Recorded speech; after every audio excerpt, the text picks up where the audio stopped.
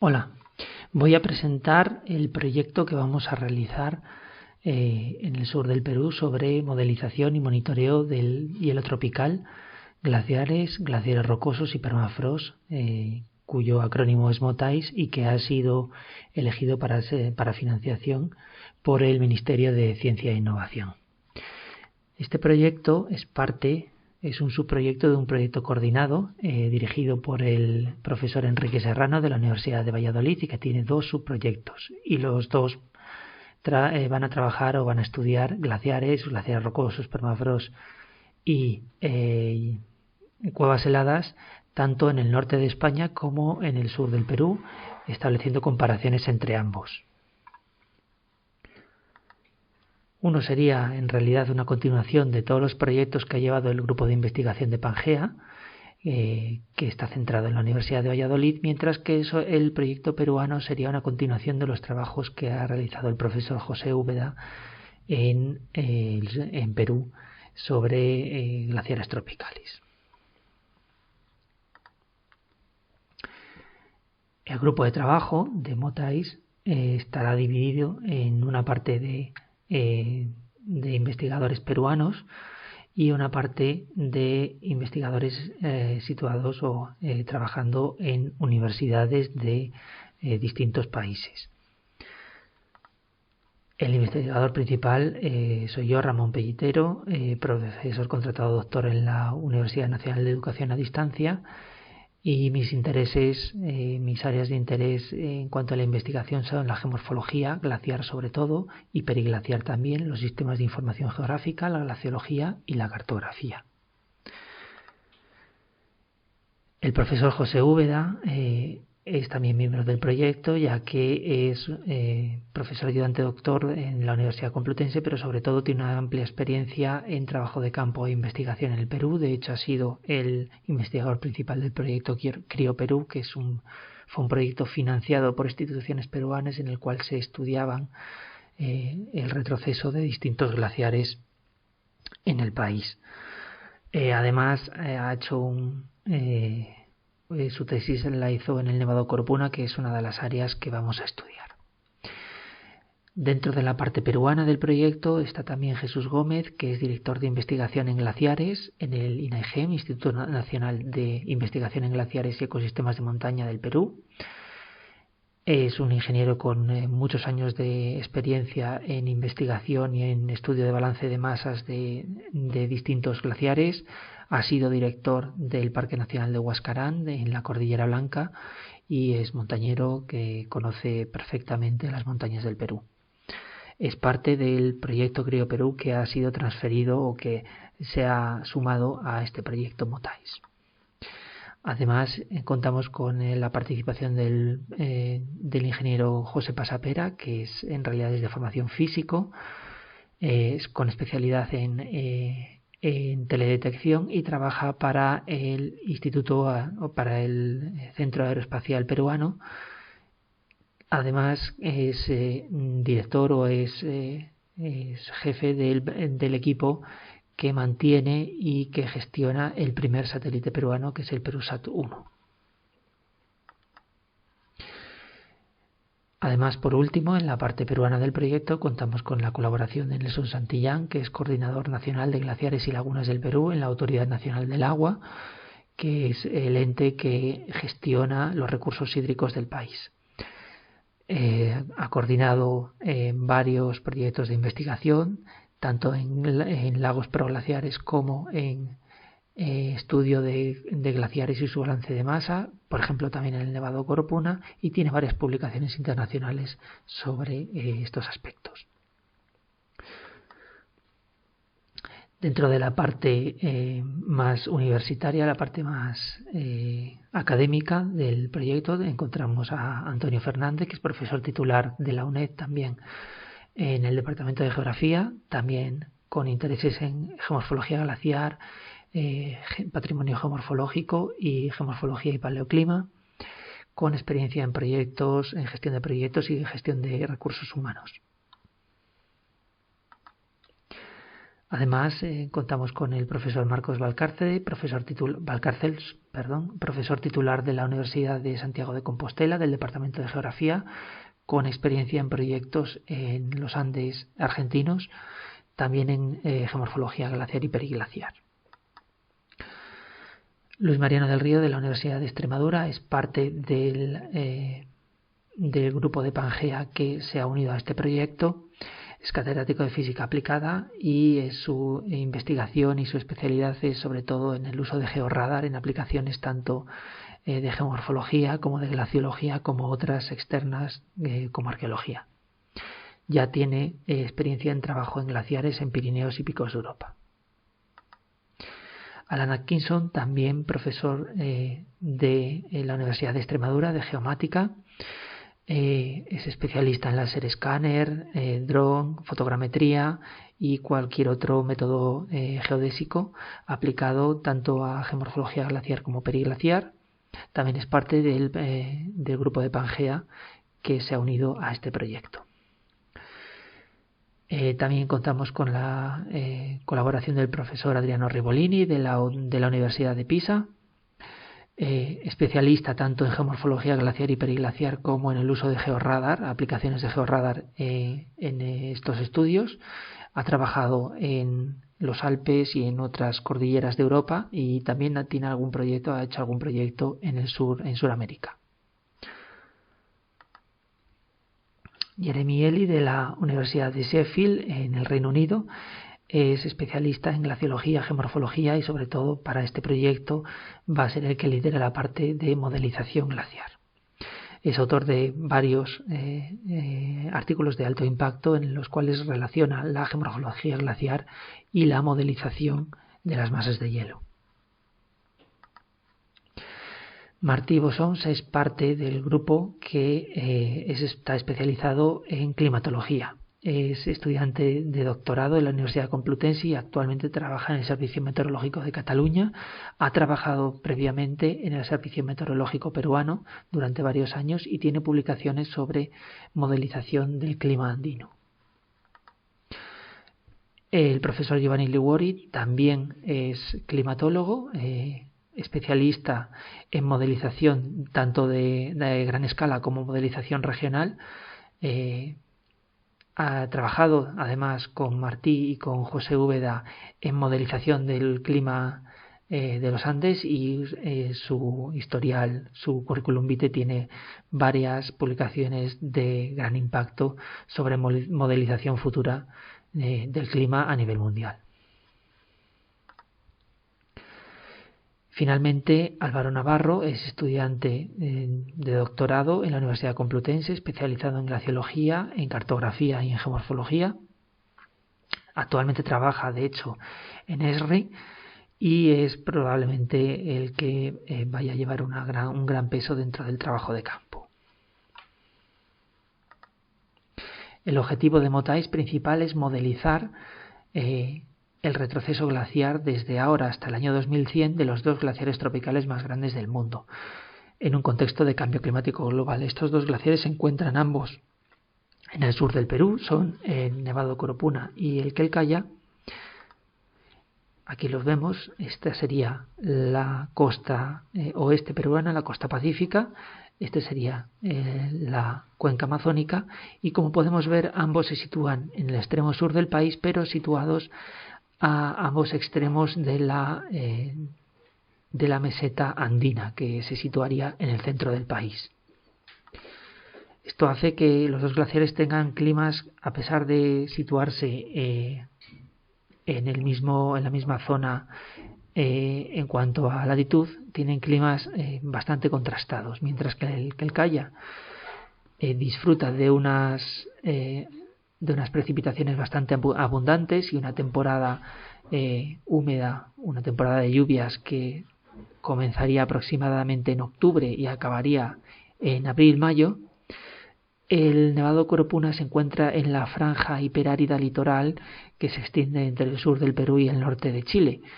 Y en su caso, la temporada de lluvias se reduce prácticamente a 2 o 3 meses entre diciembre y marzo, de cada año, mientras que el resto del año prácticamente las precipitaciones son nulas.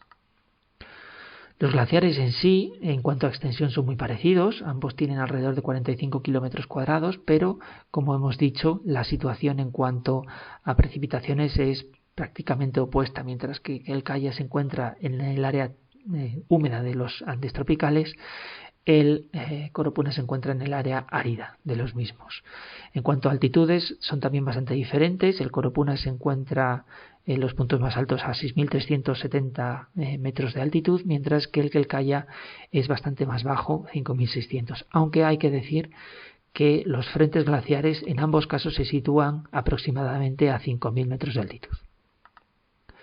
Esta es una vista del Nevado Coropuna, que en realidad son 3 edificios volcánicos unidos por el glaciar. Y este sería el Quelcaya, que es una plataforma, una meseta cubierta por hielo, debido a que es una meseta que se encuentra aproximadamente por encima de los 5.000 metros de altitud. Un ejemplo de lo que querríamos hacer es esta publicación que surgió en el año 2019 sobre modelización del futuro de los glaciares suizos, y uno de los más conocidos y de los que atrajo mayor interés en cuanto al público en general fue la evolución del glaciar Alest en cuanto a longitud y a volumen de hielo desde el año 2025 hasta el año 2100, en función de distintos escenarios climáticos de concentración de gases de efecto invernadero. Aquí, por ejemplo, podemos ver el escenario más optimista y aquí podemos ver el más pesimista. En ambos casos, en naranja estaría la situación actual y en las líneas de puntos y en el color azul estaría el resultado al final del año 2100 de continuar el clima con las concentraciones de gases de efecto invernadero que se supone. ¿De acuerdo? Entonces aquí tendríamos estos dos ejemplos, pero se puede ver bastante mejor en este vídeo que realizaron los mismos autores del proyecto.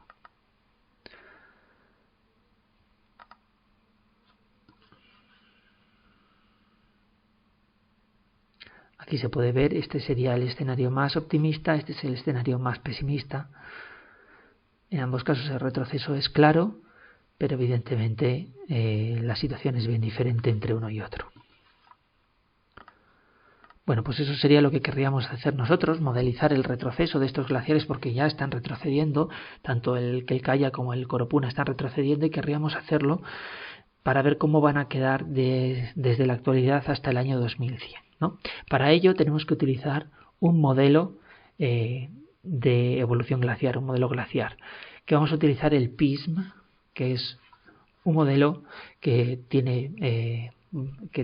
se ha usado mucho en los últimos años, y para que el modelo pueda funcionar correctamente necesitamos implementarlo dentro de un supercomputador que va a ser el de la Universidad de Sheffield, y el workflow, la forma de trabajar va a ser la siguiente. Primero tenemos que calibrar el modelo, es decir, conseguir que el modelo, en función de los datos que nosotros le introduzcamos, el modelo sea capaz de reproducir la geometría y, por ejemplo, la velocidad también en medidas en el glaciar, es decir, que reproduzca la realidad, ¿no? Entonces nosotros le vamos a meter datos desde los años 50 hasta la actualidad, datos climáticos, de balance de masa, de espesor glaciar, de la topografía subglaciar, y luego también unas constantes que tiene el modelo, que son las que se pueden cambiar para conseguir reproducir tanto la velocidad de hielo como sobre todo la geometría del hielo, es decir, el límite hasta el que llegaron las lenguas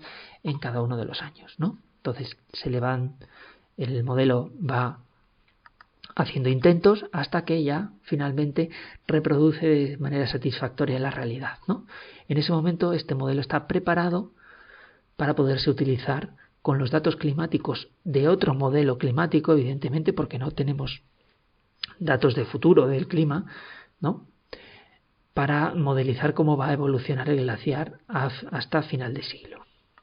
Por lo tanto, necesitaremos datos. Por un lado, datos del pasado, que esos evidentemente van a ser datos sin ningún tipo de incertidumbre, en principio, ¿no? Son datos existentes, aunque también puede que tengamos que cubrir algunos huecos con datos modelizados, y luego tenemos que tener datos a futuro, que ahí existe la incertidumbre de cuál será el escenario que va a ocurrir, y por tanto hay que intentar modelizar el glaciar con distintos escenarios climáticos.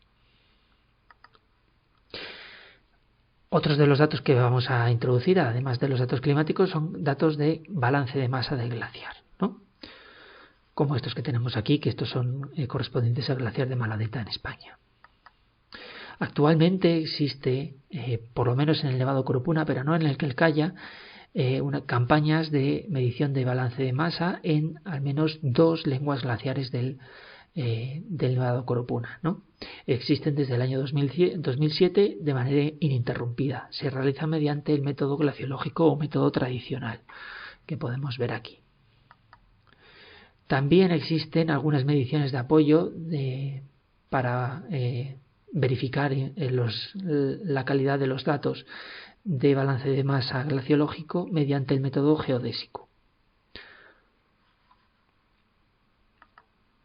Para el caso del Quelcaya existen datos, pero de los años probablemente 70, 80 y 90, ya que hubo un proyecto que duró unos 20 años, dirigido desde el Byrd Polar and Climate Research Center de Ohio, en Estados Unidos, en el cual, además de realizar muchos otros estudios y, por ejemplo, realizar un sondeo de todo el hielo en la cumbre del Quelcaya, también realizaron estudios de balance de masa del glaciar.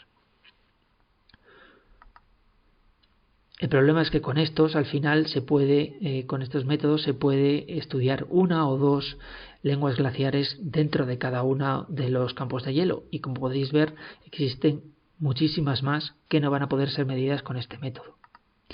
Para ello intentaremos calcular el balance de masa a partir del modelo geodésico, el método geodésico, pero con imágenes de fotografía aérea o imágenes de satélite, en las cuales podremos evaluar su error a partir de los datos de las áreas en las que hemos realizado un balance de masa más exacto por el método geodésico o incluso por el método glaciológico. Por lo tanto, el resultado debería tener mayor calidad que, por ejemplo, este que vemos aquí publicado, en el cual obviamente hay errores, y el cual no fue corregido o no fue comparado con balances de masa realizados in situ. Además del balance de masa y además de los datos climáticos, necesitamos conocer la topografía subglaciar.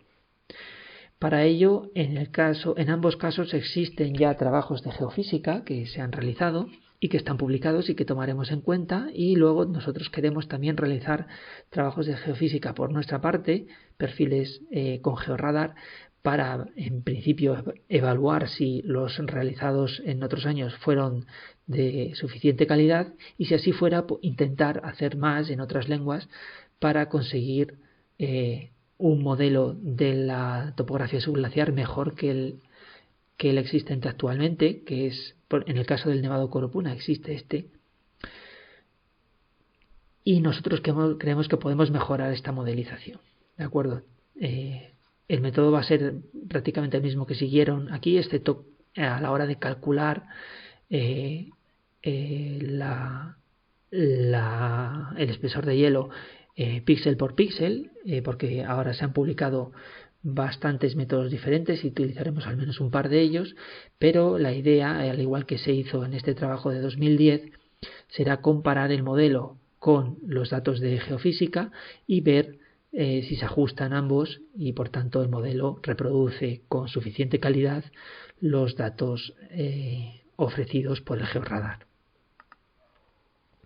Tenemos el reto de trabajar en un área, sobre todo en el Nevado Corupuna, no así en el Quelcaya, en el cual la sublimación es muy fuerte y por tanto existe esta topografía de penitentes que hace el trabajo de campo sobre el hielo bastante complicado, aparte de la obvia dificultad de trabajar por encima de 5.000 metros de altitud.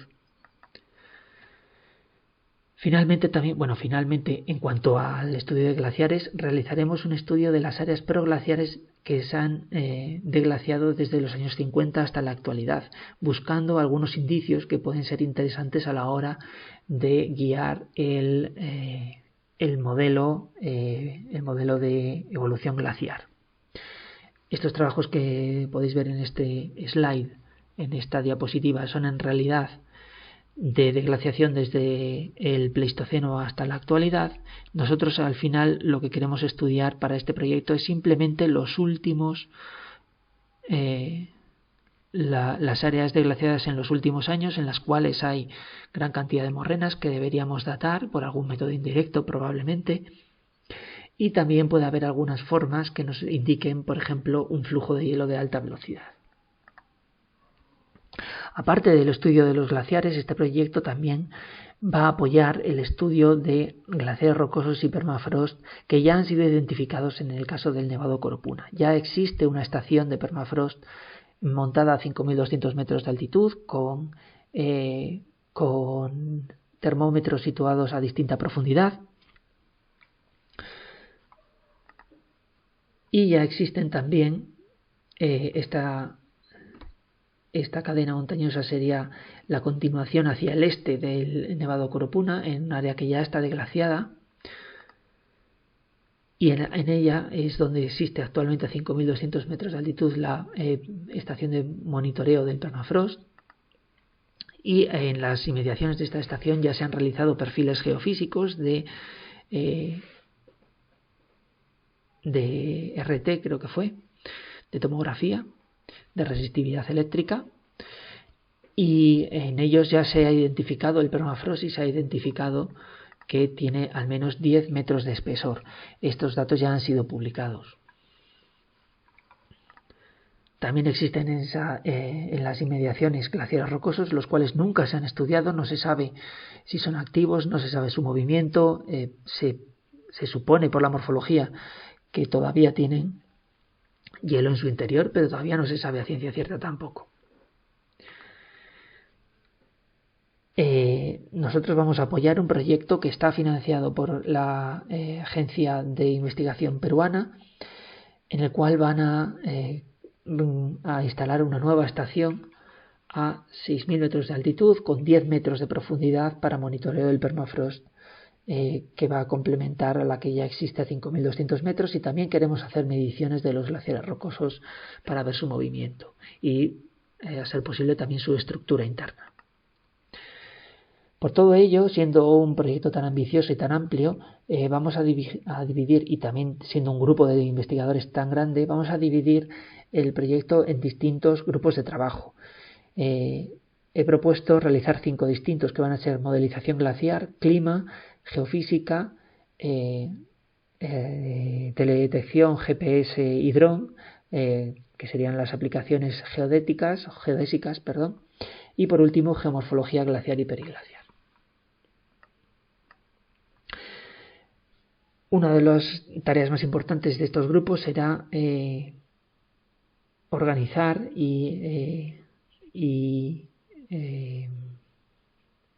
conseguir que la campaña de trabajo de campo del año 2022 cumpla los objetivos propuestos, ¿de acuerdo? Entonces, estos objetivos en principio serán un estudio geomorfológico y una cartografía geomorfológica, si es posible, de las áreas proglaciares, tanto en Nevado Corupuna como en Quelcaya.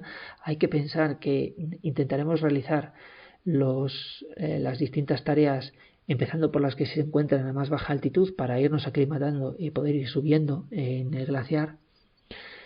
Estudio de la geomorfología periglaciar, esto solamente en el Nevado Corupuna, ya que en Quelcaya pensamos que no hay geomorfología periglaciar ni tampoco permafrost. Creación de una red de puntos de GPS diferencial que sirvan de apoyo tanto a la realización de balance de masa geodésico en distintas lenguas, como sobre todo de apoyo y de corrección de las imágenes de satélite o imágenes aéreas que vamos a utilizar. Cálculo de balance de masa mediante el método geodésico de al menos dos lenguas glaciares en el Nevado de Coropuna, y si es posible en el Quelcaya el año que viene, pero si no sería para la campaña de campo siguiente, la de 2023, y uso del georradar para hacer una campaña de geofísica, probablemente solo en el Nevado de Coropuna, pero si fuera posible también en el Quelcaya, de morrenas, áreas proglaciares, glaciares rocosos, áreas de permafrost y lenguas glaciares, que serían las mismas que las del punto 4. Estos son algunos de las conclusiones, de las salidas científicas que queremos conseguir con este proyecto.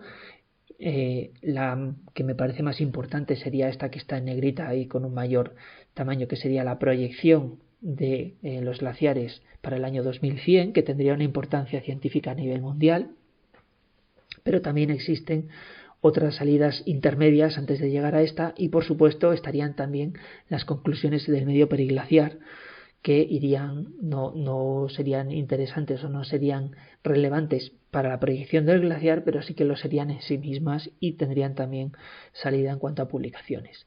Luego aquí no estoy hablando, no he incluido